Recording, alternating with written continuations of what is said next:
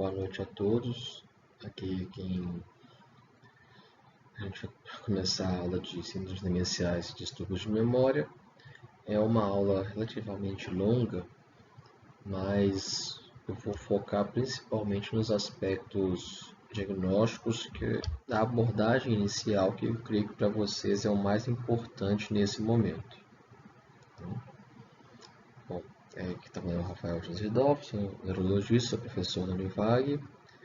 Infelizmente não tivemos como dar essa aula presencial e nem ao vivo, vai ter que ser gravada. Tá? Bom, a primeira coisa é definir o que é uma síndrome demencial. É importante destacar que é uma condição adquirida, caracterizada por declínio cognitivo e com comprometimento de função social e funcional. Sempre é importante destacar que o declínio é relativo a uma condição cognitiva prévia, para diferenciar de retardo mental, que você já vem com uma dificuldade cognitiva, não. O declínio sempre é a partir do status basal de cognição do paciente. Normalmente, são sintomas de início insidioso, evolução lenta e progressiva, E a definição mais atual do DMS-5 define a demência como um distúrbio cognitivo maior, com essas palavras, tá? E tem que envolver um ou mais domínios cognitivos, dentre eles aprendizado e memória, linguagem, função executiva, atenção, habilidades visoespaciais, que é a cognição social.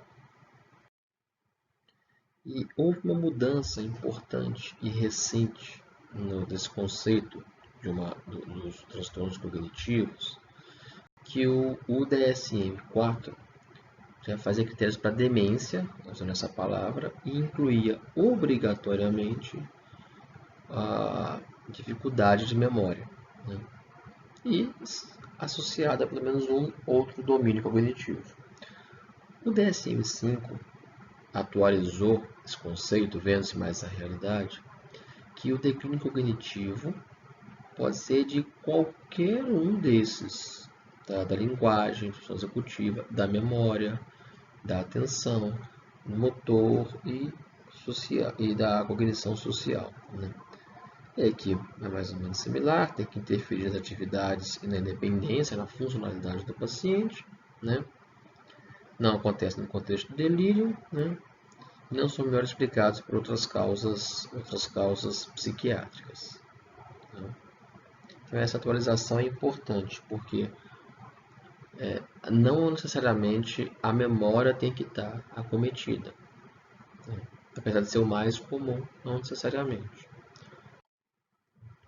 Antes de falar nas demências estabelecidas, esse conceito de comprometimento cognitivo leve é fundamental na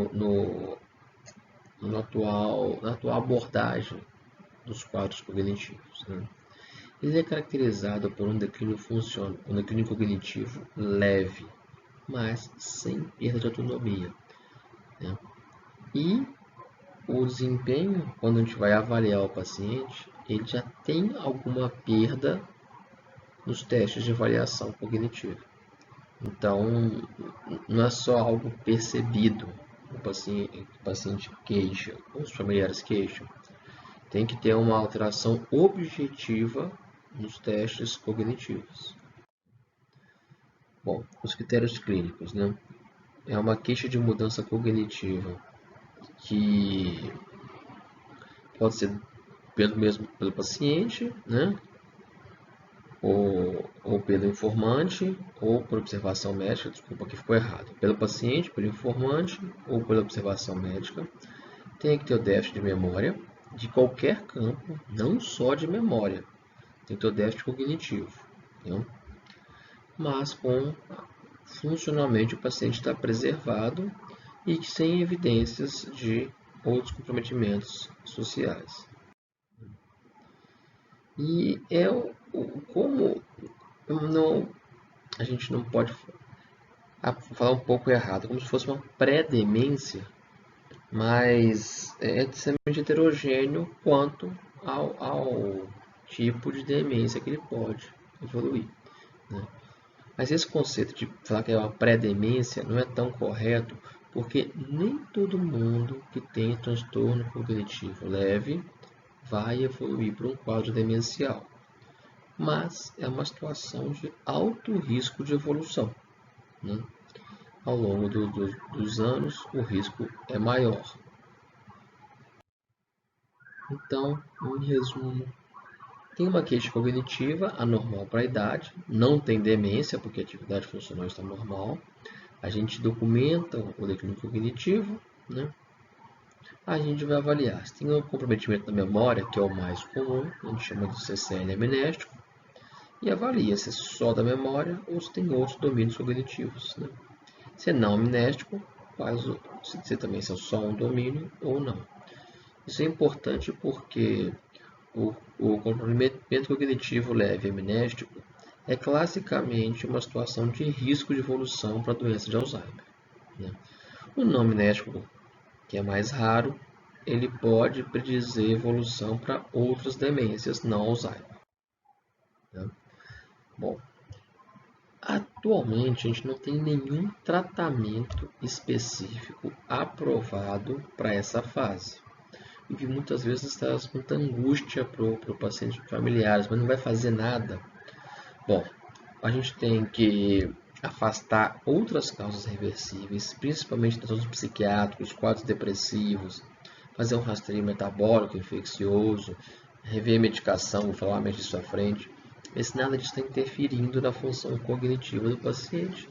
E é um quadro que a gente vai acompanhar para, se houver transição do CCL para um quadro demencial de fato, a gente começar a tratar o quanto antes. Bom, agora das demências em si. A gente fala muito da doença de Alzheimer porque ele é a mais comum, mas olha quantas outras a gente tem. O comprometimento cognitivo vascular, antigamente chamado de demência vascular, a demência mista, que tem características da Alzheimer e vascular, corpus de Levy, a demência doença de Parkinson, a degeneração lombar frontotemporal, que engloba várias doenças, várias alterações diferentes que levam nesse quadro, né? Eu falei de pressão normal e outras relacionadas a doenças mais raras, como HIV, doenças priônicas, etc. Tá? O principal fator de risco é a idade. A prevalência aumenta substancialmente. Dobra a cada 5, 10 anos após 60 anos, né? Após os 90, praticamente a metade de todos os idosos vai ter algum grau de demência. Varia com o nível de escolaridade, com o nível socioeconômico, parece que tem uma reserva cognitiva, retarda o aparecimento dos sintomas, né? Pacientes que têm fatores de risco cardiovasculares, principalmente diabetes, hipertensão, eles têm maior risco de evolução para o quadro demencial, né? O mais comum disparado é a doença de Alzheimer, muitas vezes associado à demência vascular, né? Temos um estudo brasileiro corroborando que o mais comum é a doença de Alzheimer. Bom, diante de um paciente que chega com a queixa de esquecimento, ou paciente ou acompanhante, né? A gente vai determinar se de fato tem um quadro demencial, caracterizar o declínio cognitivo, a gravidade, as consequências funcionais, e aí a gente vai pensar na etiologia. Vejam que muitas vezes é mais importante a gente caracterizar o quadro funcional do que a etiologia per si, né? E muitas vezes é um quadro evolutivo, a gente não consegue em uma consulta isolada chegar no diagnóstico definitivo. Bom, a história é essencial, não tem nenhum exame que substitua a história clínica, né? Então é importante destacar, sintomas são de início insidioso e piora lenta, né? É extremamente comum o paciente não reconhecer o declínio cognitivo, principalmente a perda de memória, né? Então, por causa disso, é muito importante que tenha um informante que conheça o paciente, a rotina, para a gente caracterizar o que está piorando, né? Bom, e o que é normal? Muita gente pergunta, mas não estou igual era quando eu tinha meus 30, 40 anos. O que mudou? Bom, no envelhecimento normal traz uma certa redução na velocidade de processamento da informação, uma dificuldade em tarefas simultâneas, né? Mas isso é um quadro não progressivo e sem impacto no dia a dia, né? O paciente, alguém de 70 anos sem demência, pode ter um pouco mais de dificuldade para aprender uma tarefa nova, mas consegue aprender. E ele não vai piorar com o tempo, tá? Bom, muito comum a gente ver uma pessoa estressada, cansada, que achando que está esquecido com medo de ter Alzheimer, alguém de 30, 40 anos. A queixa subjetiva não tem muita relação com o risco de demência, né? A gente valoriza mais um quadro referido. O que me preocupa mais é quando o acompanhante refere vários exemplos de que o paciente está tendo episódios compatíveis com esse declínio. Aí a gente tem que valorizar mais, né? E eu já falei, a gente não consegue às vezes falar exatamente quando começou, porque é um quadro lentamente progressivo, né? Então, o quadro clínico: dificuldade de reter informação nova, de lidar com uma tarefa um pouco mais complexa, dificuldade de raciocínio, um evento inesperado, o paciente não gosta. Um exemplo comum: uma alteração de trânsito temporária para uma obra na rua. O paciente não consegue chegar mais em casa, porque ele não sabe que tem que contornar um quarteirão e chegar em casa.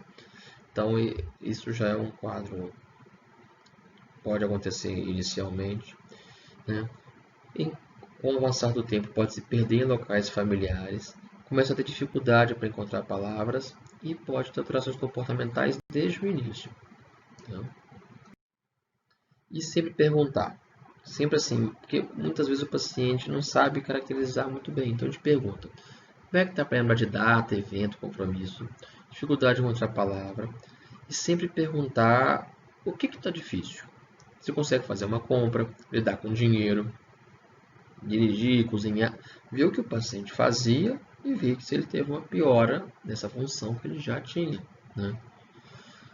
Se já perde objetos com muita frequência, se perde em locais familiares, se está precisando, é muito comum idoso, toma os remédios certinho, começa a confundir tudo e precisa de ajuda para alguém manejar isso. Isso pode ser um quadro, pode ser um indicador de um quadro demencial. E a gente vai sempre pesquisar as atividades básicas de vida diária, né? Como tomar banho, escolher roupa, se alimentar, higiene pessoal e controle esfincteriano. Muitas vezes os familiares, por desconhecimento, não é por maldade, eles negligenciam. Se pergunta: ah, mamãe faz de tudo. Ela toma banho sozinho? Ah, não. Banho não consegue, tem que ter ajuda lá, senão não toma direito. Ela escolhe a roupa sozinha? Ah, não. Ela se deixar sozinha, ela coloca uma meia de cada cor, coloca uma bermuda que não combina com a camisa, coloca uma roupa. Então precisa de ajuda, né? Muitas vezes, então a gente tem que perguntar, especialmente banho e escolher roupa, porque isso é relevante na classificação de gravidade do Alzheimer, se for o caso do Alzheimer, né? Mas a gente usa isso, vamos falar mais à frente. Sempre perguntar de alterações neuropsiquiátricas, né? Especialmente se tem delírio.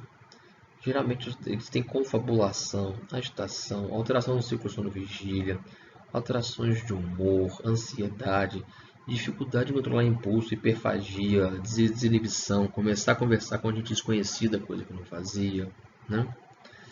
E se tem alterações motoras, identificação, queda, rigidez, tremor, né? E sempre tentar ver o que veio primeiro, como começou, como foi a evolução, né?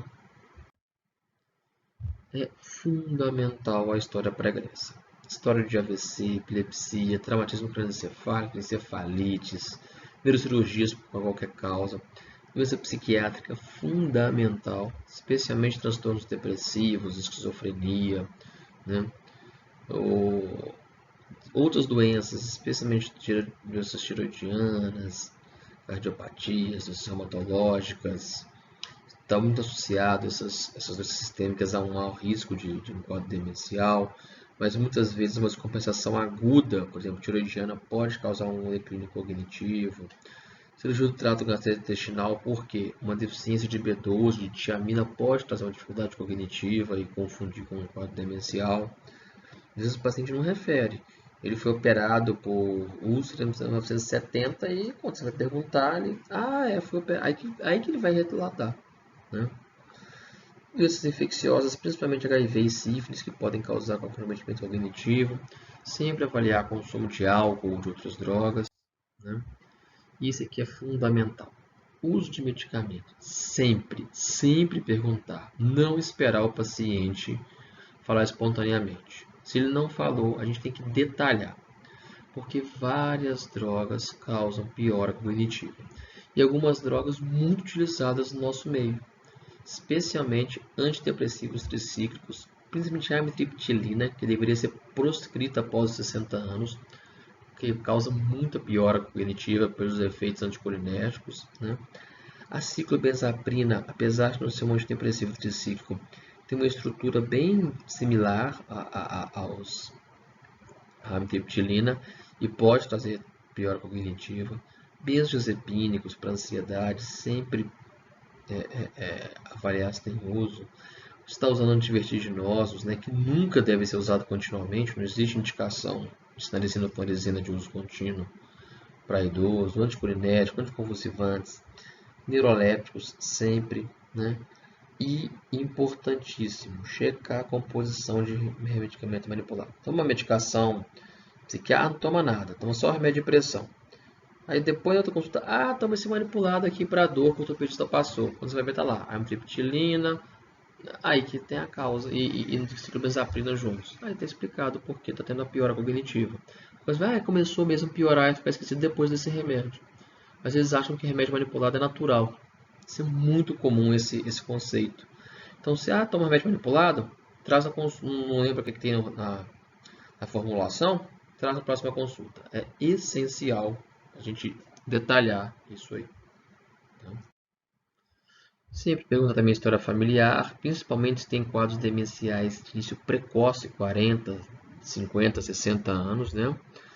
E a história social sempre pergunta a escolaridade e o nível intelectual prévio.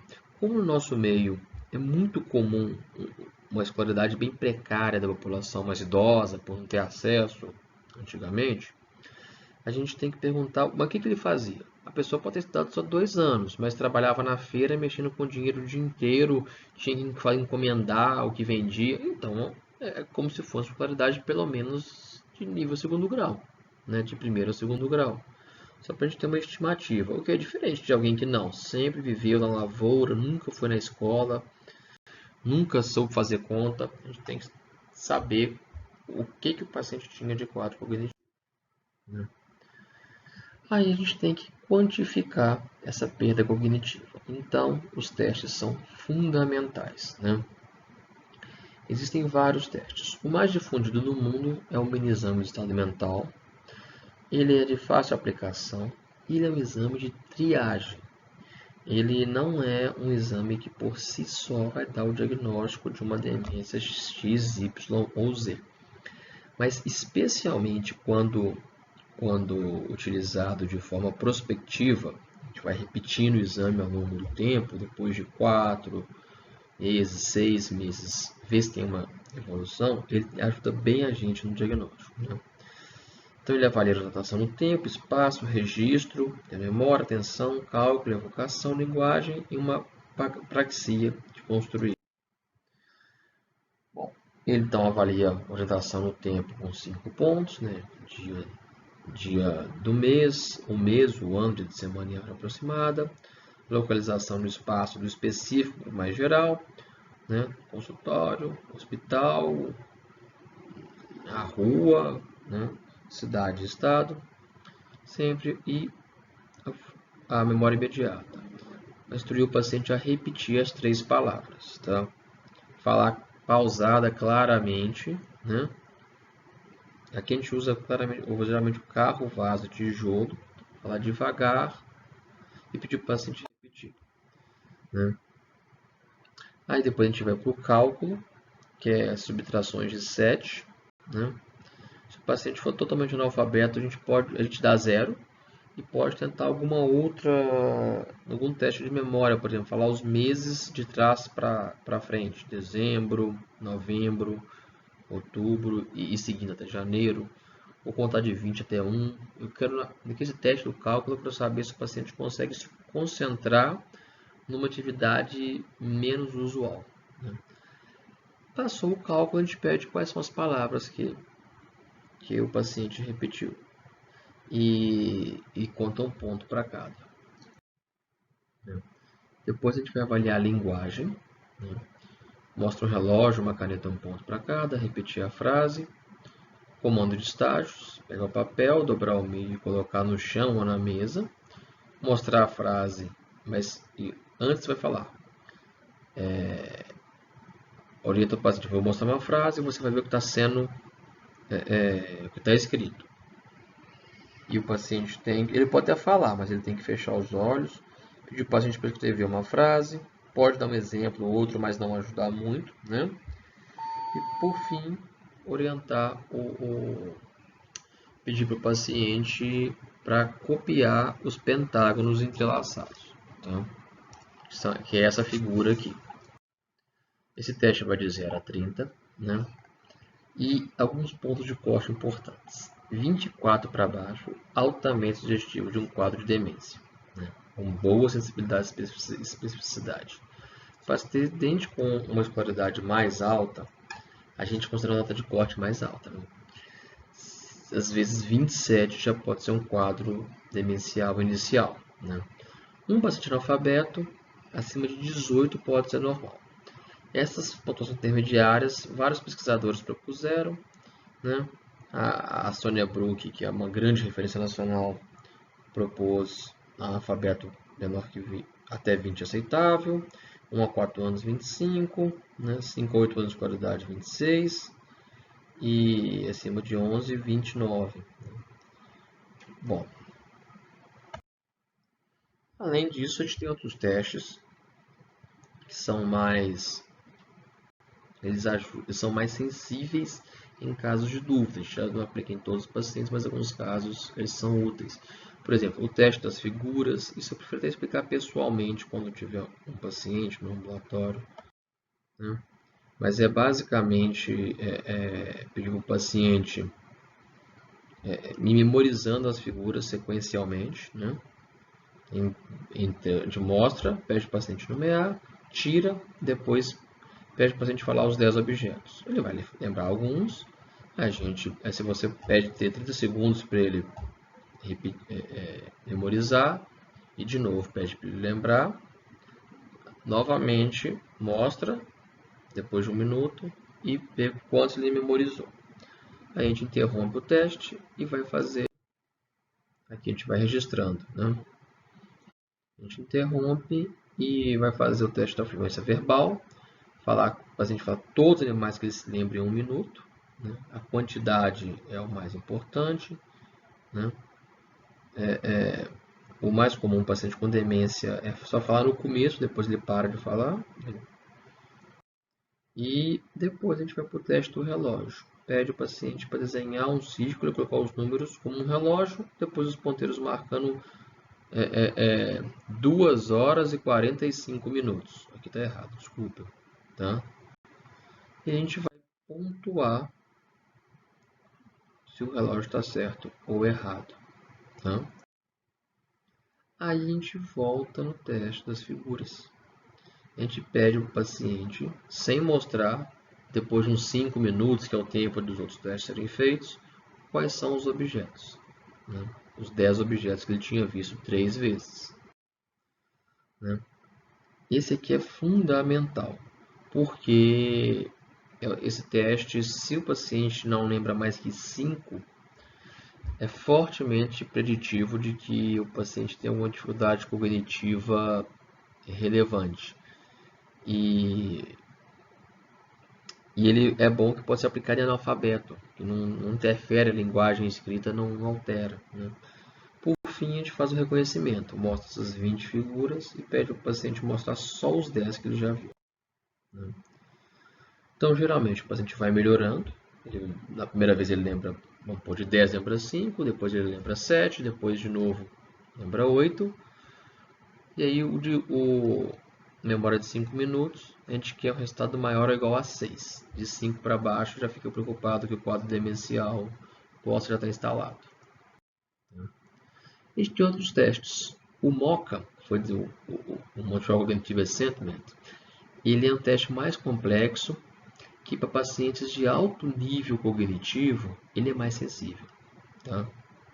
Agora, em caso de dúvida, uma avaliação neuropsicológica formal, que tem testes que duram 4, 6 horas de teste, ela pode ser necessária, tá? Bom, avaliamos a cognição, quantificamos, agora vamos avaliar a funcionalidade. Se o paciente o que ele consegue fazer ou não e pontuar. Temos o índice de Katz, né? Outro muito usado é a escala de Pfeiffer, né? Que a gente pode aplicar e deixar anotado em prontuário, é interessante a gente quantificar, né? Bom, e aí fazer o exame físico geral, avaliar se o paciente tem alguma alteração neurológica, focal, ataxia, tremor, rigidez, sinais de parkinsonismo. Bom, exames. Agora, me demorei mais nesses testes porque isso é fundamental. Os exames servem mais para a gente descartar outras causas reversíveis, né? Exame de neuroimagem é muito importante, tá? Preferencialmente a ressonância. Se a tomografia, mas se não tiver como fazer, pelo menos uma tomografia, né? Isso é principalmente para a gente avaliar causas secundárias, hidrocefalia de pressão normal, hematoma subdural crônico, ou então alguns achados de atrofia que são comuns em quadros demenciais, tá? Apesar de estudos usarem muito o PET-CT, o SPECT, na prática clínica a gente quase nunca usa.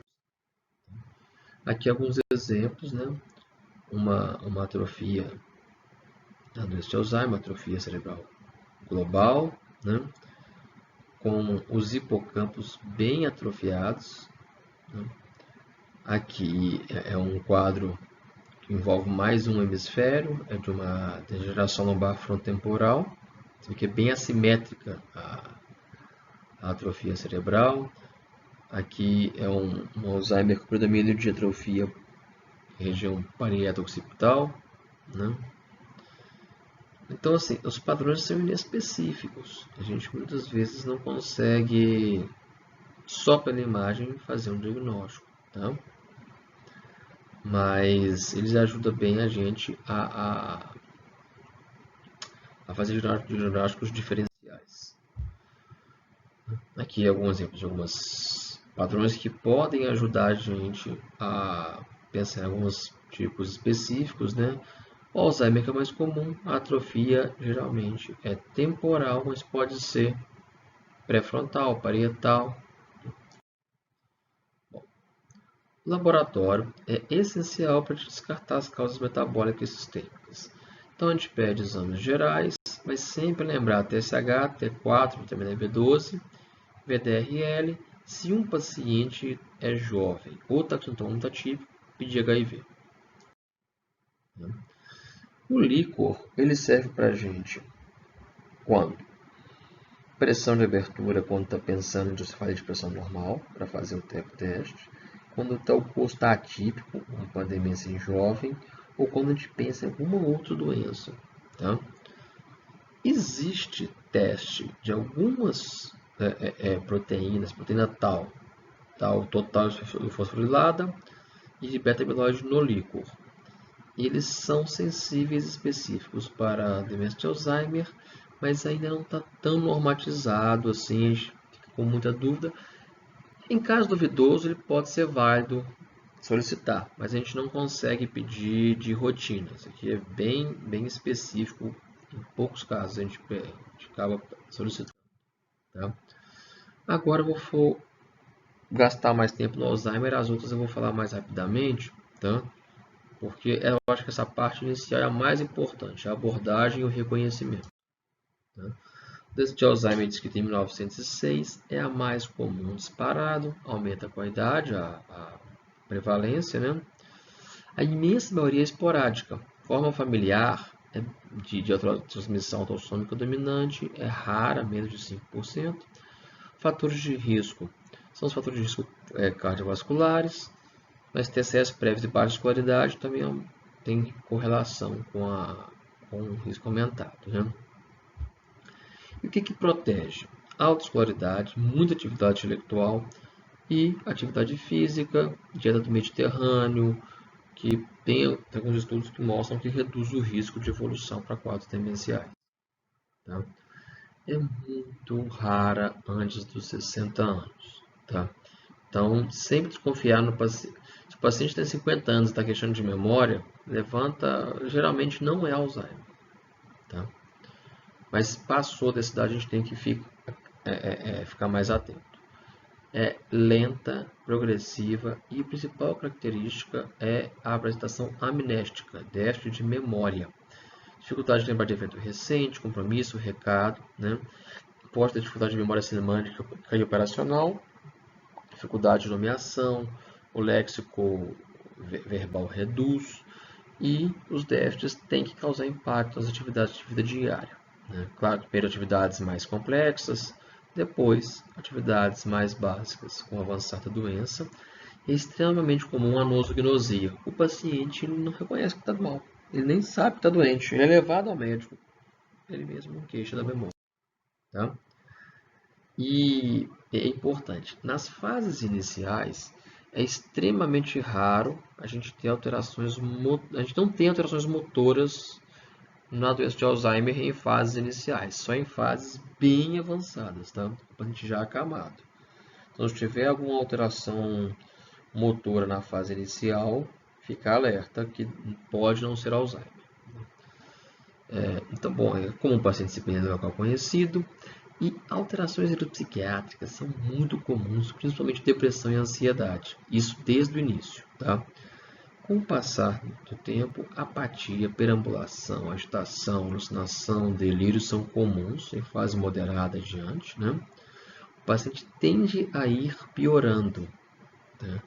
Então, esse acompanhamento é importante. Se você, a primeira consulta, não ficou muito convencido que o paciente de fato tem um déficit cognitivo, faz um mini-mental, explica para a família, pede os exames, reavalia os exames. Está na dúvida? Reavalia o paciente está uns 4 ou 6 meses, reavalia o mini-mental. O Alzheimer, se for um quadro demencial, a gente vai continuar piorando. Tá? Isso é um achado importante. Agora, o paciente que está esquecido desde os 50 anos, tem 70 e está igual, não é Alzheimer. A doença, ela invariavelmente vai evoluir com uma progressão lenta, mas progride. Tá? Aqui estão os critérios diagnósticos, basicamente já falei anteriormente, né? E tem escrito outras. Aqui é importante para a gente excluir outras etiologias, história de AVC, característica de copos de Levy, que tem parkinsonismo precoce. Né? No Alzheimer não é comum parkinsonismo precoce. Né? E pensar sempre, mas é o diagnóstico mais comum que a gente vai ver no dia a dia. Tá? Então, aqui, se a gente tiver acesso a pesquisas genéticas, aos biomarcadores, claro que aumenta muito a nossa especificidade de afirmar que o quadro demencial é Alzheimer. Tá? Mas quase sempre vai ser a doença de Alzheimer possível. A gente vai ter alteração no quadro clínico, mas não vai ter uma confirmação diagnóstica patológica. Muito comum no quadro inicial a gente ficar na dúvida se o paciente tem depressão com sintomas cognitivos ou se é um quadro de Alzheimer. Tá? Mas tem algumas dicas que a gente pode diferenciar. A idade, o início na depressão é mais rápido, o Alzheimer é mais insidioso. Na depressão, flutua com o humor, no Alzheimer tende a seguir piorando. Né? E o paciente com depressão geralmente queixa mais de memória do que o Alzheimer. O Alzheimer não queixa muito, né? E dependendo dos testes, o paciente quando está com a depressão, ele acha, não vou conseguir fazer nada. Faz o teste e tira 29, né? O Alzheimer não, às vezes ele acha, não, é fácil. Quando vê, ele tirou 20. Né? Mas às vezes não é fácil, e às vezes a gente pode ter os dois. Então a gente sempre acaba tratando depressão se achar que o paciente tem critérios e continua avaliando depois. Tá? A gente pode estadiar em várias escalas. A FAST é bem utilizada, né? Estágio 1, 2, 3, 4 e 5. Na FAST a gente tem o que eu falei antes, uma dificuldade para se vestir já me caracteriza um Alzheimer moderado. Então, isso já me caracteriza que auxílio para banho já é de moderado para adiante. Mas o quadro inicial, muitas vezes o paciente a família não se atenta que está piorando. Quando está aqui, a gente tem muita dúvida, né? Mas o quadro inicial, muitas famílias deixam passar, acham que é normal, é da idade. No envelhecimento normal não tem perda funcional. Tá? O vozinho de 90 anos sem Alzheimer toma banho sozinho, se tiver condições físicas. Por quadro cognitivo ele tomaria. Tá? Outro estadiamento que a gente vê muito é essa escala chamada CDR, é muito usada em estudo, mas também para preencher pelado para pegar medicação na farmácia de alto custo, eles pedem para a gente classificar. Né? E é mais ou menos similar ao FAST, né? Para ver se o quadro moderado, o paciente já tem uma dificuldade nos cuidados pessoais. Então, isso que eu falei anteriormente, perguntar sempre como que é o banho e como é que é para se vestir. Tá? Bom, tratamento do Alzheimer é sintomático. Não tem nenhum medicamento, nenhuma medida que pare a doença, pare a neurodegeneração. Tá? Isso já foi bem estudado, não é achismo. Já testaram tudo que vocês imaginam. Ômega 3, vitamina E, ginkgo biloba, não adianta. Tá? O que a gente usa? Os inibidores de colinesterase, eles basicamente aumentam a quantidade de acetilcolina nas sinapses colinérgicas, né? E com isso trazem uma melhora da cognição. Os efeitos colaterais geralmente são gastrointestinais, pode ter hipotensão postural, né? Então tem que aumentar lentamente. Eles todos são equivalentes, mas no Alzheimer, algumas diferenças. A galantamina pode ser usada na demência mista, a donepezila está aprovada no Alzheimer grave, a rivaroxaban não. Mas elas todos têm o mesmo mecanismo de ação, com algumas diferenças de farmacológicas. Tá? Esse a gente quase sempre diagnosticou que tem, é o primeiro tratamento a ser iniciado. Tá? Outra medicação é a memantina, é um antagonista de receptor glutamatérgico. Ele é muito melhor tolerado do que os inibidores de acetilcolinesterase, mas ele só está recomendado para fases moderadas a avançadas. Então não faz sentido a gente iniciar uma memantina sem ter iniciado os inibidores antes, se a gente pensou num quadro que é leve. Tá? A gente só inicia e mantém a memantina isolada se o paciente não tem tolerância aos inibidores de colinesterase. Aqui é um capítulo à parte. A gente não está tratando do violência do Alzheimer em si, mas é o que mais dá trabalho para a família. As alterações comportamentais são muito comuns, especialmente na fase moderada, avançada, e é o que mais o familiar queixa. O que a gente faz? Bom, em geral, os inibidores de colinesterase e memantina melhoram. Então, sempre que tiver condição, iniciar o tratamento específico. Né? Se o paciente piorou rápido, Alzheimer não piora rápido. Busca infecção. Tá? Sempre buscar infecção, exame laboratorial, exame de urina, raio-x de tórax, perguntar se teve febre. O paciente de Alzheimer que piorou rápido, a gente tem que buscar ou infecção ou medicação. Tá? Se tiver um transtorno depressivo ou ansiedade, tratar, preferir os inibidores seletivos, principalmente citalopram e estalopram. Tá? Antidepressivos atípicos podem ajudar no sono, a trazodona ajuda, a mirtazapina ajuda no aumento do apetite. Evitar o uso de antidepressivos tricíclicos de benzodiazepínico, tá? Mas assim, tá alucinando, agitado, não dorme. Nesses casos, a gente pode lançar a mão de neurolépticos, antipsicóticos. Preferir os atípicos, quetiapina e risperidona, principalmente, né? E sempre tentar a menor dose, para a gente melhorou, tirar, se for possível.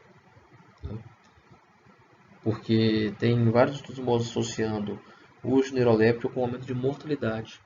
Então a gente tem que tentar usar a menor dose pelo menor tempo possível. E usar em último caso, tem que fazer tudo isso antes.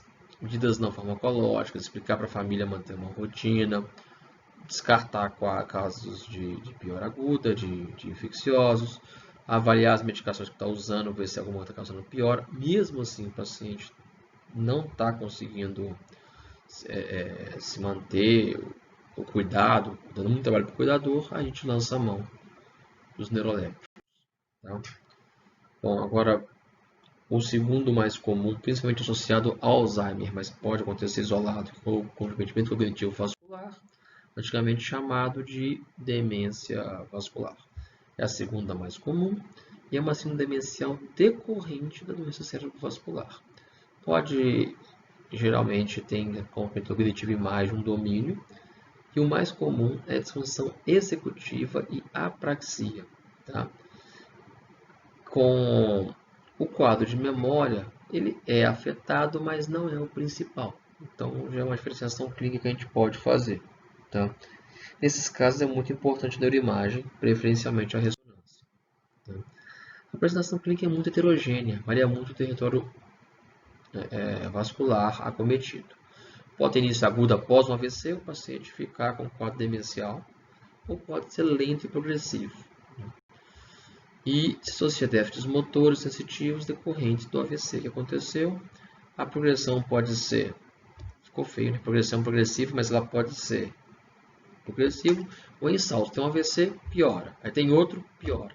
Né? A amnésia pode estar presente, mas não é o que se destaca. E são comuns: alucinação, delírio, alteração de marcha precoce, alteração de esfíncter. Quando achar essas alterações, pensar que possa ter um quadro vascular associado, tá? Porque o Alzheimer não tem isso aqui em fases iniciais. Bom, o comprometimento cognitivo vascular tem esses subtipos, como eu falei aqui, o pós-icto único, o pós-vários AVCs e o demência vascular por isquemia estratégica, que é quando tem um AVC do hipocampo, né? Mas o que era classicamente chamado de demência vascular é essa subcortical. É lenta, insidiosa, né? É que as isquemias vão causando interrupção de circuitos subcorticais, e a principal alteração é a disfunção executiva, com alteração de marcha, queda e alteração de esfíncter. Essa escala de Rachinski ela pode ajudar a gente a diferenciar se é demência vascular ou se é Alzheimer, mas a gente usa muito pouco. Né? Aqui estão os critérios diagnósticos, né, do NINDS e do DSM-5. Tá? Vocês podem consultar. Fazer a basicamente o que eu falei. E a neuroimagem mostra sinais de... Aqui é o típico da doença subcortical. Pequenas áreas de isquemia em regiões aqui subcorticais, substância branca, que vão se acumulando, trazendo a piora típica da demência vascular. Né? Aqui tem a escala de Fazencas, aqui a gente fala de leucariose, leucopenia leve, moderada, avançada. O tratamento é bem frustrante, porque a gente foca na profilaxia secundária para evitar novos AVCs, mas isso não traz melhora cognitiva. tá? Tratar a carótida que está obstruída não melhora a cognição. A galantamina, como eu falei anteriormente, que é o inibidor de colinesterase, pode ser utilizado em doenças, quando é um quadro demencial misto, tá? Ele pode melhorar o quadro cognitivo. Demência com corpus de Levy é um grande diferencial da doença de Alzheimer, por isso que tem que destacar aqui. É o segundo mais comum de demência degenerativa. Opa, mas não falei que o vascular é o mais comum? Sim, mas vascular não é degenerativo. Então, de degenerativo, o primeiro é o Alzheimer, segundo é o demência com corpus de Levy. É mais comum em pacientes mais idosos e tem um quadro bem característico de piora na atenção, a função visoespacial e a função executiva, a memória é afetada, mas mais tardiamente, né? E é essencial para a gente ter diagnóstico em até um ano do início do quadro cognitivo, a gente ter sintomas de parkinsonismo, rigidez e bradicinesia, tremor pode ser discreto ou ausente, o mais comum é rigidez e bradicinesia, tá? Então são comuns flutuações do nível de tensão, o paciente fica apático, depois ele fica normal ao longo do dia. Alucinação visual recorrente precoce, né? Aqueles meninos estão ali atrás da porta ali que eu estou vendo eles passando aqui, aqueles animais, isso é mais comum. Se isso for bem no começo, com a memória preservada, é mais comum doença de Levy. E se o paciente usar neuroléptico, ele geralmente piora muito o parkinsonismo, alteração do sono REM e quedas frequentes desde o início. Isso aqui, se a gente levantar o alerta se o paciente não poderia ter demência com corpus de Levy, né? Aqui é o quadro com os critérios diagnósticos, né? A demência progressiva, com flutuação, alucinações visuais e quadro de parkinsonismo. Então, esses são os mais comuns. Então como é que eu diferencio do Parkinson? Bom, na doença de Parkinson, o quadro demencial é tardio. Geralmente, começa os sintomas parkinsonianos, sintomas motores, e tardiamente o paciente vai evoluir com sintomas demenciais. Na demência com corpus de Levy, o quadro ele tem diferença de até um ano entre o parkinsonismo e a piora cognitiva. Isso é um pouco arbitrário, esse prazo de um ano, mas é o que está estabelecido na literatura atual.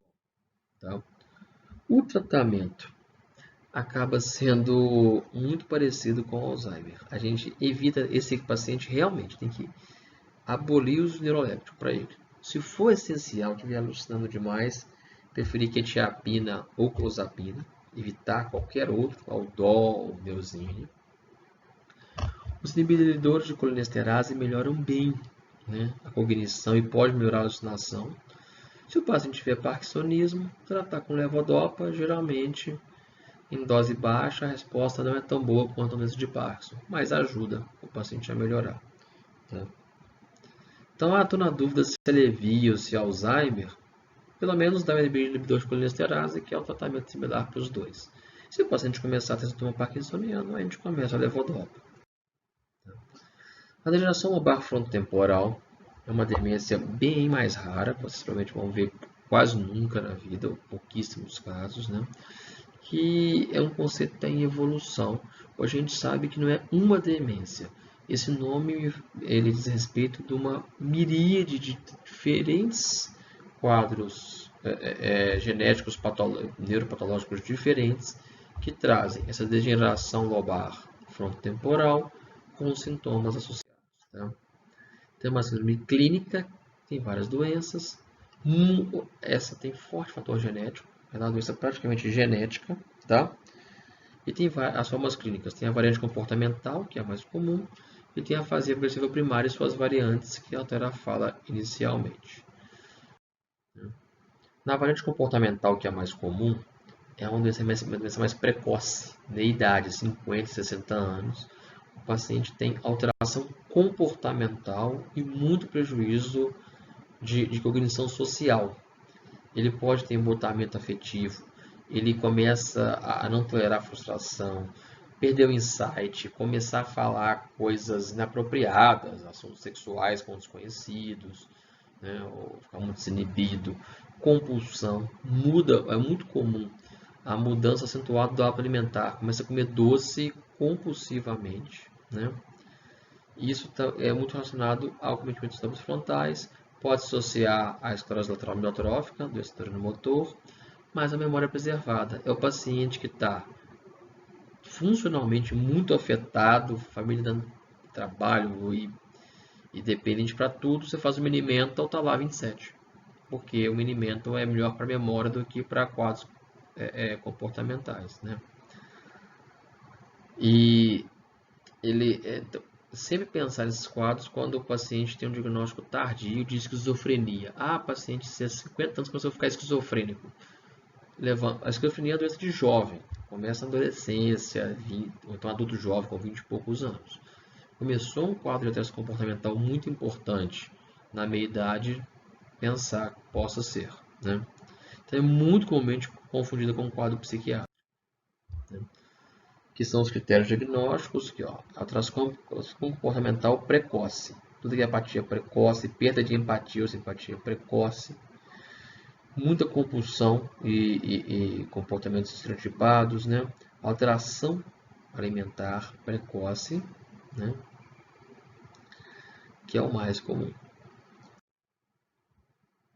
Aqui é o seguindo os critérios diagnósticos, né? E aqui aqui a gente está num quadro mostrando com mais detalhes os achados clínicos relacionados aos achados da atrofia de regiões específicas do encéfalo, né? E a frequência. Vou detalhar isso aqui só para mostrar. Olha quantas alterações genéticas diferentes podem causar a degeneração frontal, a degeneração lobar frontotemporal. Então, é uma doença, não é uma doença, é uma síndrome que engloba várias doenças genéticas. E, infelizmente, a gente não tem muito acesso a esses testes genéticos no nosso meio, né? Em locais que a gente consegue ter acesso, muitas vezes a gente acaba tendo que pedir os marcadores moleculares para poder definir um subtipo. A afasia perceptiva primária é mais rara ainda, é um quadro que predomina inicialmente uma alteração importante da linguagem, né? O paciente reduz bastante o léxico verbal, fica logopênico, tem uma dificuldade na escrita e na fala, mas o restante continua bem, pode ficar anos bem. Até que no final ele acaba evoluindo com um quadro demencial de total dependência. Então, aqui são os critérios diagnósticos da afasia perceptiva primária, né? O principal é a dificuldade com a linguagem, né? E isso que causa impacto nas atividades de vida diária. E a afasia é o sintoma predominante. Aqui são as variantes. Acho que não precisamos detalhar isso mais aqui, porque é bem raro, tá? E o tratamento é mais frustrante ainda. Não tem nada específico. A gente usa a trazodona para melhorar o sono e o comportamento, pode usar outros antidepressivos inibidores seletivos, neuroléptico cuidadoso, e esse é um paciente que muitas vezes tem diagnóstico de Alzheimer, você começou o anticolinesterase que ele não melhora. Aí você vai colher a história, você vê que inicialmente tinha um quadro comportamental importante, né? Então, se você está pensando em demência frontotemporal, não adianta nem tentar entrar com os inibidores da colinesterase, tá? É basicamente suporte social. Para a gente fechar, então, eu falei de pressão normal é importante. É um quadro de neurocefalia compensada não obstrutiva, que a gente tem uma alteração importante na dinâmica do fluxo glicórico, causando um importante alargamento dos ventrículos, tá? E a tríade é clássica: alteração da marcha, uma praxia de marcha, chamada marcha magnética, parece que o pé está colado no chão, com uma piora relativamente rápida, seguido de alterações urinárias, especialmente incontinência, e depois o déficit cognitivo, tá? E de caráter mais subcortical, tá? E geralmente é nessa ordem. O paciente altera a marcha, a urina, a micção, depois a cognição. Tá? Nesses casos da imagem é fundamental a gente ver o ventrículo bem alargado, aqui, né? E o diagnóstico pode ser feito pelo um dos exames diagnósticos é o TEP teste. A gente faz uma punção lombar, mede a pressão, drena líquor e faz o paciente para andar. Normalmente a melhora da marcha é muito importante depois que a gente tira uma quantidade grande de líquor. É transitório, o paciente melhora por pouco tempo, só que depois ele é um exame que serve para a gente avaliar se o paciente pode ter indicação de fazer uma drenagem definitiva, tá? Através do implante de uma derivação ventrículo-peritoneal. Então, a gente tem que ser cuidadoso para indicar. Um paciente já acamado, que não anda, já está totalmente demenciado. Não vale a pena, a gente tem que pensar muito bem se vale a pena submeter a maneira de cirurgia, que tem seus riscos, né? E para não ter ganho praticamente nenhum. Agora, um paciente que está na cadeira de rodas, mas a cognição está boa, o minimento ali de 26, 27, e não consegue andar, está tendo que usar fralda, esse é um paciente que vale a pena a gente avaliar, indicar a cirurgia de derivação para drenar o líquido, tá? O que melhora com a drenagem é a marcha. A cognição, ela melhora um pouco, mas não é o que se destaca mais, tá? Aqui são os preditores, para a gente avaliar se indica ou não o shunt, que é a derivação, né? E, bom, finalmente, todo médico vai tender a lidar cada vez mais com quadros de pacientes demenciados pelo envelhecimento populacional acelerado, já previsto aí há algumas décadas, né? O tratamento é sintomático, a gente não tem medidas de controle, de prevenção, mas sempre lembrar da promoção de saúde, de estilos de vida saudável que ajudam a reduzir a incidência, né? E essencial apoio familiar e social ao paciente e aos familiares. É fundamental lembrar de cuidar do cuidador, que vai ter uma carga de trabalho muito mais pesada e vai sair nas costas dele o cuidado de um paciente, de um parente querido. Então, não esquecer do cuidador. Cuidar do cuidador é importante quando a gente vai dar um paciente demenciado, tá? Creio que é o último, tá?